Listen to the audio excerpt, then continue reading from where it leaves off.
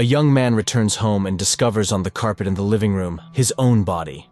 Next to it lies an envelope with the inscription, "Look at me." The initial shock is replaced by curiosity as Alex finds a flash drive in the envelope, which he immediately plugs into his computer and on the screen sees just himself. The second Alex reassures himself he is not high and has not gone insane and advises to listen carefully. Thus, it all started with men in black coming to his house. Rebecca, an employee of a private scientific research institute of advanced technologies which cooperates with the National Security Agency of the USA, has a very tempting offer for Alex. But first, Alex must sign non-disclosure agreement, for which Rebecca offers a check for a substantial amount. Having signed the papers, Alex learns the story of an American unregistered satellite which the USA did not launch. Strangely enough to admit, the satellite is allegedly from the future and contains a coded message inside.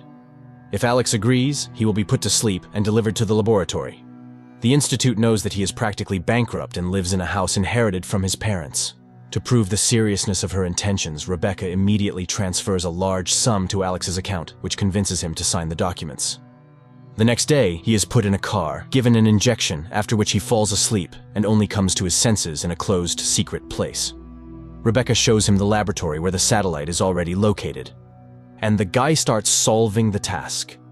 5 weeks pass, but there are no results yet. Rebecca suggests Alex take a day off, but the guy does not need it. One day, he is visited by a vision in which a young woman decodes the same task. After that, Alex bleeds from his nose. Later, he finds the name of this woman written on the frame of the bed. Soon, Alex manages to decrypt part of the code, which contains drawings of an unknown device. Rebecca announces the end of his work and informs him that he will be taken home. Alex comes to his senses at home late at night. He feels ill, which he attributes to fatigue and stress. But after a few days, the malaise intensified, and he began to be haunted by persistent hallucinations. And one day, 2 strange-looking men appear on the threshold of his house, wanting to know why he agreed to decrypt the code. Alex does not understand, because decryption is just his job, which pays well. The men continue to press Alex with questions about morality. Don't the consequences of his work bother him, since the device to be created from the decrypted drawings will be the most powerful weapon in the world? Alex's head starts to hurt, and he asks the men to leave. They thank him for the answers and leave. Alex immediately feels better and sits down at the computer. But at that moment, a call comes from Rebecca, reminding him of the signed non-disclosure agreements. An indignant Alex realizes that the institute is watching him, and when he again sits down at the computer in his house, the lights go out. Alex goes outside and suddenly sees one of the 2 men who came to him with questions on the opposite side of the street. But the man's body starts growing before his eyes. Frightened, Alex runs home and looks out the window to see the giant's hand reaching for his window. Alex extends his hand to meet it, and morning comes. Rebecca, who has arrived, finds Alex at work. He tries to explain that humanity lives in 2-dimensional space, and his recent guests are a highly developed civilization that exists not only in space but also in time. They can be in this room but earlier or later, and they can watch what is happening through some kind of window in time. Alex tries to convey to Rebecca the danger of the device they are building, which can start World War III. Then the woman informs him that she knows about his illness, a brain tumor. The guy blames the institute, which placed him in a room with a radioactive satellite, causing a tumor to develop in his brain, and insists on stopping the construction of the device. Alex, in the present, pulls his dead body out of the house and buries it in the forest, then returns to the computer and continues to listen to the story from his future self. Alex, in the future, regrets that they did not want to listen to him because he understood that something ominous was coming. Then he remembers the woman. She is cryptographer. Alex finds her address, but Beth refuses to talk to him. Alex shouts that he is dying. He has 6 months left. After that, Beth opens the doors and informs that she has 2 years left. She also realized that it was a weapon, and the drawing supposedly came from the future. There is another person, Schieferman, who communicates with her through the computer and sends her tasks, which she solves when she feels normal. Beth starts feeling unwell, so a man takes her to the bedroom, while he goes downstairs, where it seems like he sees the girl's life in the mirrors. There she is, saying goodbye to her beloved in military uniform. There his comrades inform her of terrible news, and there she is with a handful of pills in her hand, trying to leave this life. But then his attention is captured by a message from Schieferman appearing on the computer monitor. Alex responds, but Schieferman quickly realizes that it's not Beth and disconnects.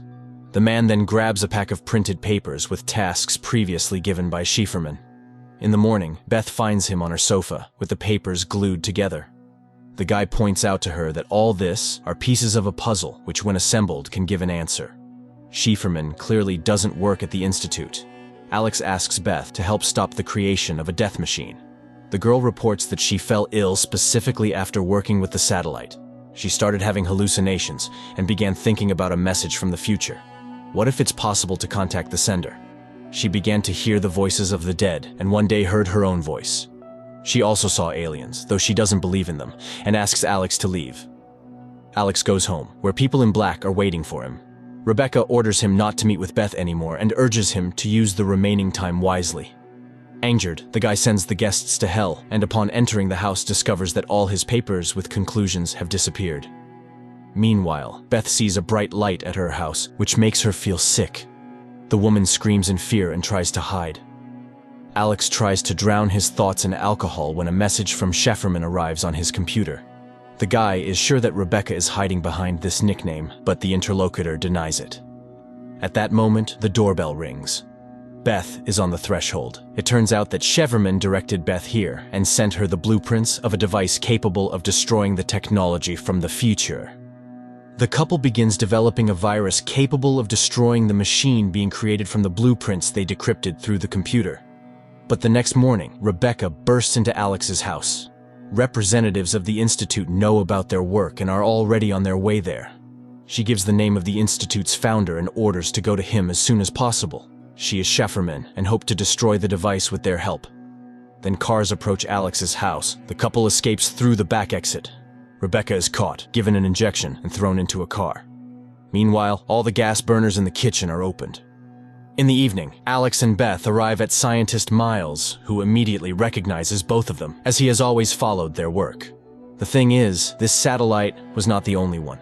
There was another, which orbited Earth for about 400 years. Apparently, unknown beings from the future were waiting for Earthlings to grow up, fly into space, and be able to decrypt their message. The ancient satellite also contained blueprints of a machine, whose purpose was to limit the evolution of humanity within the third dimension. But when Miles announced his discovery, he was laughed at. He also developed a tumor, luckily not fatal. He is sure that aliens are capable of existing in several dimensions. They do not perceive time in a linear form as humans do. And the second device, which is now being created at the Institute, will likely provide them access to the human dimension. So far, they are like watching a videotape where humans are movie characters. With the help of the first device, they can watch this movie, but cannot change what is happening. But the second will allow changing the existing reality. Miles is just beginning to understand the essence of this process, but cannot explain everything completely. After all, even the appearance of the aliens is formed by the human brain itself. And by the way, he has been in contact with a huge alien visible only to him, living in his garden for more than 30 years. Miles constantly looks at it, causing his brain to adapt and begin to see the true appearance of the humanoid. But his guests see no one. Miles is sure that the tumor in their heads is the aliens' help so that people could perceive their reality. Alex suggests simply smashing the device with a hammer, but where is the guarantee that they will not restore it in the Institute? So all data on the server needs to be erased, although no one even knows the location of the Institute. But Miles reminds that he is one of its founders, and he pulls out a map with a detailed plan of the Institute. At that moment, a loud bang is heard at the door. The couple runs away, while Miles tries to calm down the raging alien. Alex and Beth hit the road and soon find the Institute's building, where they open a hatch through which they sneak inside. There they separate to increase the chances of finding the laboratory. Alex witnesses the strange behavior of a guard who constantly returns backward and realizes that time inside the Institute is looped. Beth also falls into this loop.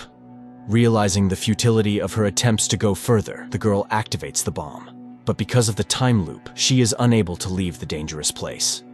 Alex goes into a dark room and tries to carry the bomb further when he is overtaken by an alien and literally disintegrates the man into small particles. A minute later, Alex finds himself tied to a table. Opposite him sits a humanoid. Alex thinks he has died, but the alien denies his belief. They are simply curious about the human appearance and their experience of time. Linear time for aliens is incomprehensible and tedious, a labor-intensive cycle of empty beliefs. Humans are like in a trap, forced to constantly go through the same thing. Aliens, on the other hand, exist outside of time and space. They are in every moment. Therefore, causal connection and sequence of actions for them is a mystery. What will happen if a human no longer has to wait for something? Alex realizes humans will become similar to the appearance of aliens, but the familiar personality, the ego, dies in the moment. The alien is surprised. Death is natural, but man hides and distances himself from it. Time determines everything for a human. It is both a giver and a thief. A human sees the world as he imagined it, and what will happen when the source of projection disappears. Even with the eternity of self-analysis, man will not understand the difference between reality and illusion. With each newly born, a new reality comes. Therefore, a person always stands before a choice. Alex feels very bad, and then the alien offers to return to the moment before the guy got sick, with the information he now has. Alex decides that he would not have gone to work at the Institute and would have stopped all this. The alien is surprised. Why would he change his behavior if he's not able to change the situation? And then Alex admits, people do not choose what will happen. The humanoid insists, will his return to the past make a difference? Can something change?